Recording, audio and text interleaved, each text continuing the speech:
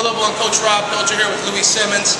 I got asked a really good question in response to my video of how to ride the force velocity curve.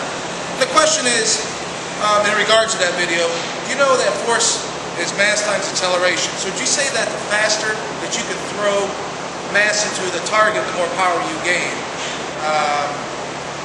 And he was saying, in regards to that video, perhaps some fighters lack power because they aren't putting enough mass into a punch. They might be arm punching. Technique alone. Strength-wise, how would you answer that? What? On a practical basis, it's true. You have to have strength behind the punch. If the punch is actually too fast with no mass behind it, it has no force. Object of fast velocity produces small force. And you were mentioning about Roy Jones Jr. I watched Roy knock a lot of guys down. I'd call flags knockdown. They get right back up because he didn't possess a tremendous amount of force behind his punch. He was too fast. Where on the other hand, George Foreman was extremely strong, and when George touched you, you went down, you didn't get up. That's more like strength speed. Roy Jones possessed speed, strength, explosive strength.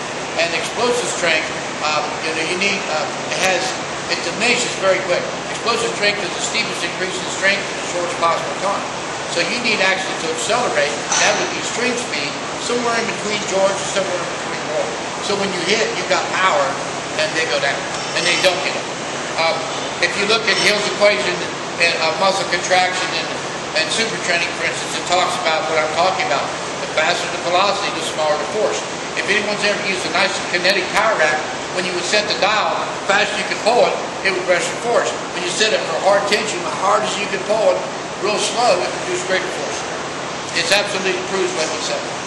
And as a role as a strength coach, you're always assessing your fighter. You're always analyzing his fighting performance. So if you had a fighter like Roy Jones, you would notice that he possessed a great amount of speed, strength. So in the strength room, that's how you would tailor your program. That's where a lot of strength coaches, some strength coaches make the mistake. The role of GPP training is to develop what a fighter lacks. And so you always want to analyze, you always want to see what special strengths that they lack, and you build on that. And one last thing, some may not even need it. You talk about, what if Mike Tyson in his prime came to you? What would you do with him? Well, Mike was pretty much a full package. In his prime, he was a full package. The only thing I do, try to increase his dynamic endurance where he'd be able to fight 12 rounds at a faster pace. And I did that with sled, lower body and upper body. Or give him a bunch of women and lock them in a room. But the point is, what he's talking about from a strength coach perspective, you would look at him and say, muscle strength-wise, he was genetically gifted at the top of his genetic potential, so there's not much you want to do. It's not broken. Try to fix it. Just add enough not to fuck him up, right? Right. And Roy Jones, speaking of him, he really wasn't a classical boxer. He was very athletic. No one can hold your hands down and knock you out, Roy did. He's very, very athletic.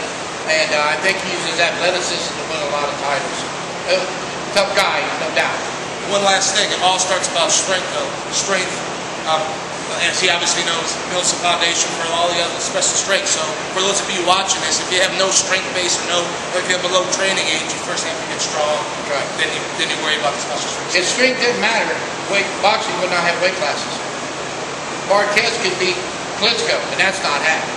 Right. Thank you for your time, man. You're welcome.